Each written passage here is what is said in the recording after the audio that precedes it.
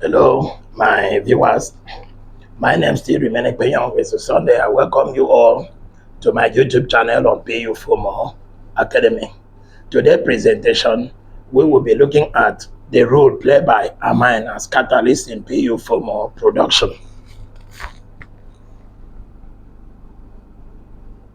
Role of Amine in a PU Fomo production.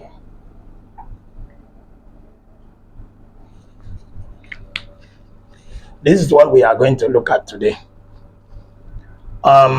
So far so good. We have earned the lesson on the characterization of polymeric polyol as a major raw material, and that of toluene isocyanate. Toluene isocyanate, we explain how the isomers react differently as a result of steady hindrances. And if you look at the bond, the isocyanate group in the benzene ring and the methyl group that known as the bulk group, that is what we call the auto and para position. Then due to the change or the position of this isocyanate group in the benzene ring, give the toluene isocyanate the difference in reactivity. Okay, but I did say that it is 2,4 that play the dominant role, because it is the one that further promote the polymerization or reaction process that give rise to the formation of the urethane linkage. Then the other one also have been cross-linking density, that is the 2,6. Now today we'll be looking at amine. If you look at amine, amine is one of the PU formal chemicals, and it is classified as activator. They are needed in minute quantity in PU formal reaction. In previous days, amine was only used for the compensation of the temperature of the reaction. But as knowledge and innovation increases, amine was now designed based on a certain agreement. One of which is the chemical behavior of that amine, to the end product of that amine. There are some amine that also constitute to the hardness of your foam. Okay, after the foam complete the chemical reaction, okay, the foam will be increasing in terms of the physical properties of the foam. It will influence it by increasing the CLV of that foam to a certain percentage. Now, the amine also designed based on two ways. There are one that are known as gelling catalyst amine. There are also some known as blowing catalyst amine. In the gelling catalyst amine, it therefore means they promote what we call polyadditional reaction between TDI and polyol at the polymerization stage. The one that is blowing also facilitate the gaseous reaction between TDI and water. Are we all together? But there are some that are also designed to also facilitate the two reaction, that is gelling and blowing. Just like I said, in terms of gelling, it is the responsibility of the tin catalyst, okay, to facilitate it in the polymerization stage. But I did say that amine and stannous can also work synergetically if you are using the amine that also facilitate both blowing and gelling catalyst. Now, we have different classes of amine as far as chemistry is concerned. We have the primary amine, we have the secondary,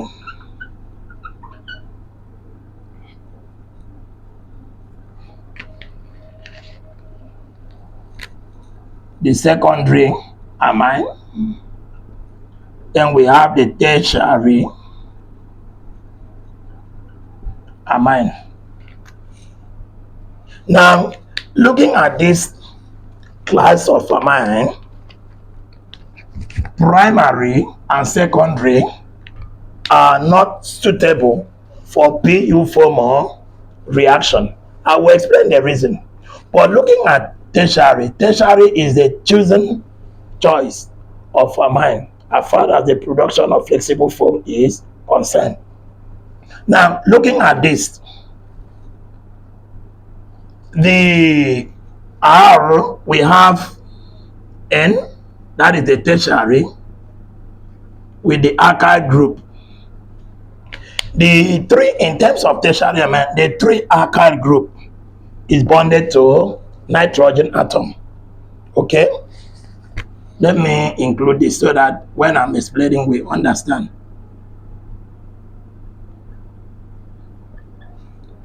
Is bonded to 3 nitrogen atoms. If you look at this nitrogen, there is no hydrogen there. There is no hydrogen in tertiary amine. The 1, 2, 3 are bonded directly to the nitrogen atom. But looking at primary and secondary, they make up of hydrogen bonded to nitrogen. It is because of this nitrogen that is affecting the property of this amine, okay, making it not suitable for PU4 reaction. And why? The reason in that the hydrogen atom is going to react, okay, with other molecule to form what they call urea bond. Urea bond. Now, this urea bond will then affect the reactivity of amine. It will consume amine itself and TDI, causing what we call site reaction. Okay, causing what we call a site reaction. Now, in that case, okay, the amine will not be suitable for that purpose. Now, looking at this amine, okay, just like I said, if you look at the reaction 2, which is the gaseous reaction. Gaseous reaction.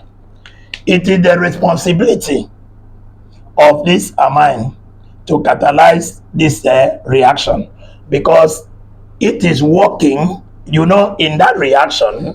There is the TDI structure in this gaseous reaction is between TDI and water.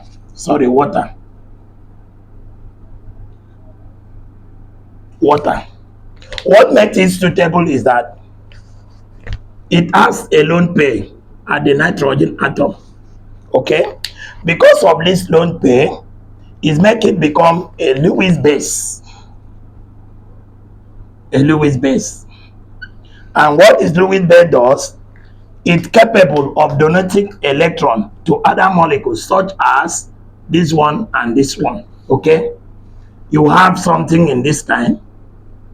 So the chemistry of that is take part here in this nitrogen, this carbon atom bonded to this nitrogen. Okay, so it is a Lewis base.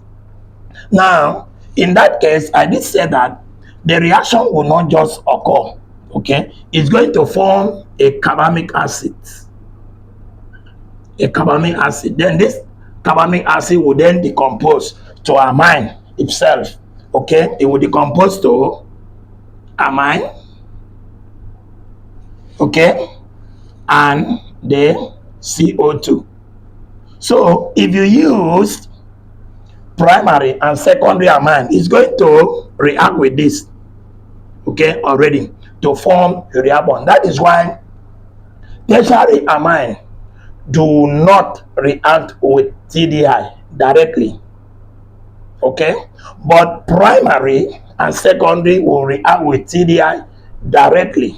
Okay, because of the hydrogen atom that is bonded to nitrogen, thereby making it not suitable for PU formal reaction. We have different types of amine. There are different types of amine. Just like I said, we have there is a one. We have this one. Okay, let me see whether I can draw it.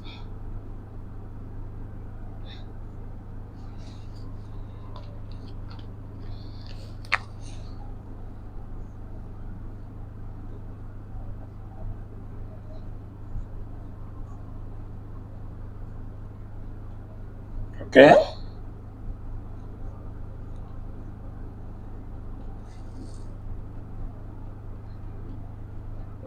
this is amine, and this amine could be referred as blowing a catalyst.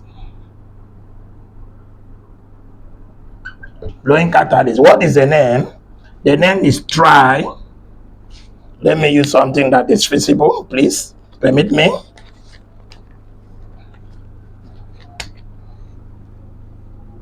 Tri methylene amine. Okay, this is the name. Okay, as you can see, look at the three alkyl group bonded to this nitrogen atom. In the other aspect of the primary and secondary, you have nitrogen there.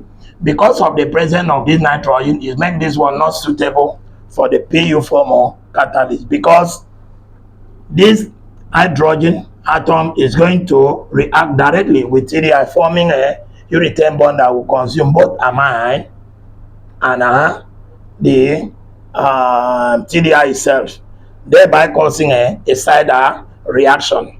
We also have other amine known as dimer. Dimer is a typical example of a gelling catalyst. Dimer is example of typical gelling catalyst. Dimer. Okay. In this case, this is just the abbreviation. Okay, we call it dimethyl ethanol amine.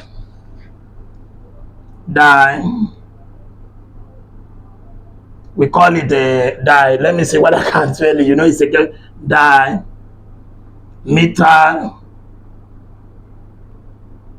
ethanol amine. Wow, that is a big name. So this is an example of a gelling catalyst. We also have the one people call TDA. Okay, for those of you that are industry, you see this one. This is a typical example of gelling catalyst. TDA means triethylene diamine. Triethylene diamine. So these are the typical example of both gelling and a blowing catalyst. If you look at them by the IUPAC name, you know that they are all tertiary amine. Okay, so this is how amine catalyst work. Just like I said, the manufacturer can even add making it facilitate both the reaction, blowing and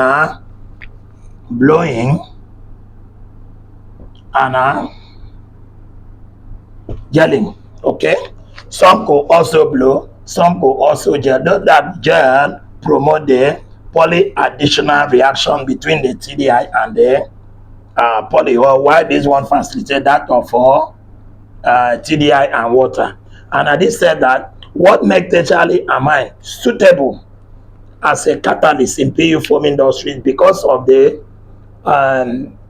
free electron pair at the nitrogen atom. You understand? Because it is this lone pair electron at the nitrogen atom make it a Lewis base, enable it to donate electron to other molecules such as GDI and water, thereby forming amine as an intermediate, and then liberate CO2 that enable the foam to expand. So, and just like I said, in those days, it was only designed just to compensate the temperature of the reaction. We know those factors that affect chemical reaction. Temperature is one of them. So when your reaction is too fast, if you are using amine, you reduce it. Okay, if it's too slow, you increase it. Amine also help in terms of flowability and breathability. That is why when you are producing a foam and there is a top gas is forcing itself to liberate to the surface or the surface of the reaction, what you need to do is to increase amine. By increasing amine with decreasing air, your foam will breathe well.